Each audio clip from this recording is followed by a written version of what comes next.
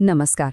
ક્યારે વિચાર્યું છે કે શાસ્ત્રમાં શિક્ષકની ભૂમિકાને એક બેધારી તલવાર કેમ કહેવામાં આવી છે?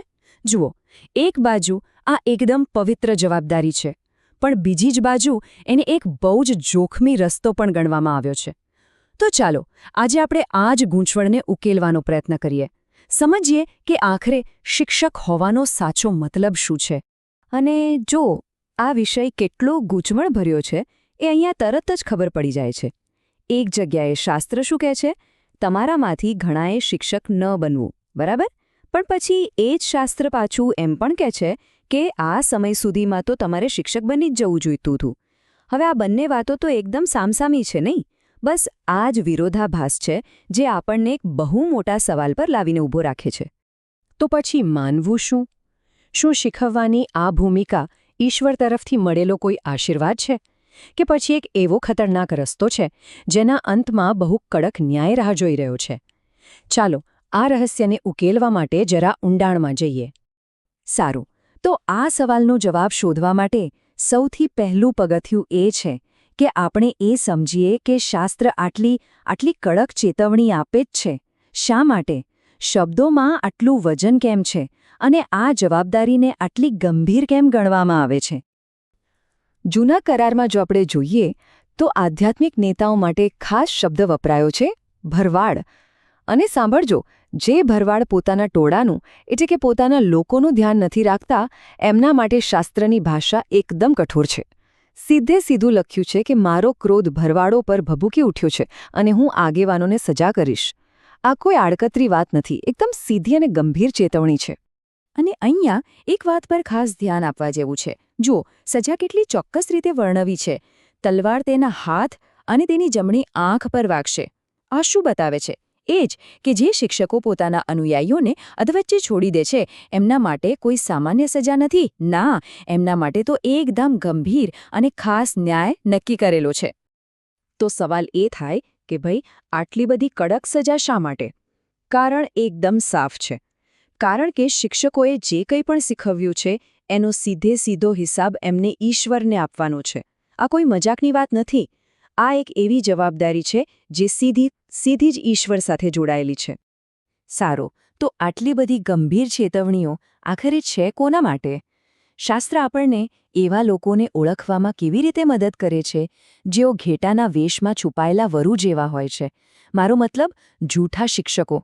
ચાલો એમના લક્ષણો પર એક નજર નાખીએ.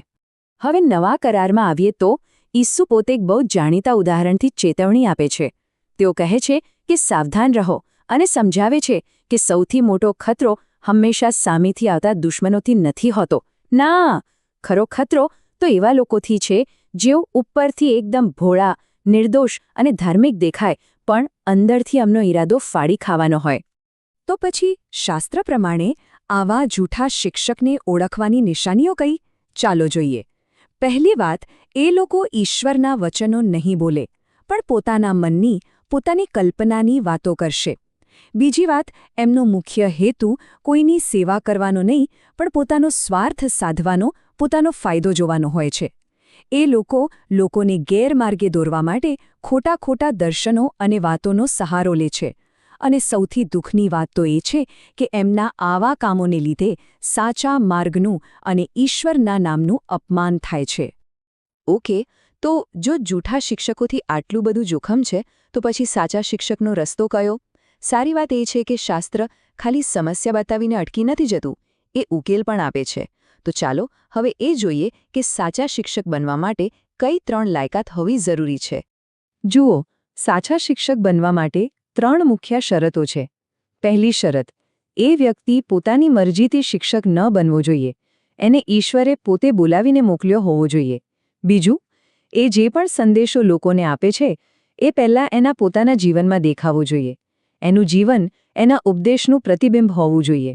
અને ત્રીજું, અને સૌથી અગત્યનું, એનું શિક્ષણ એના પોતાના વિચારો કે દુનિયાના જ્ઞાન પર નહીં, પણ 100% ઈશ્વરના વચન પર આધારિત હોવું જોઈએ. અને બસ અહીંયા જ પેલી શરૂઆતની જે ગૂંચવણ હતી ને એ ઉકેલાઈ જાય છે. પેલી યાકૂબની ચેતવણી કોના માટે છે? એ અયોગ્ય લોકો માટે છે જે લાયકાત વગર જ શીખવા માટે દોડી પડે છે.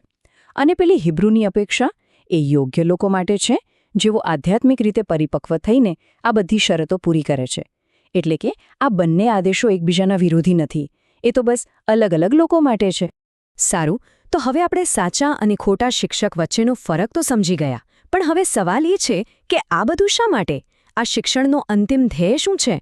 એક વિદ્યાર્થીએ ગુરુ બનવા સુધીની સફર કેવી રીતે પૂરી કરવાની હોય છે? અને આ એક બહુ જ ઊંડો સિદ્ધાંત છે. સાચા શિક્ષણનો હેતુ કોઈને જીવનભર વિદ્યાર્થી બનાવીને રાખવાનો નથી.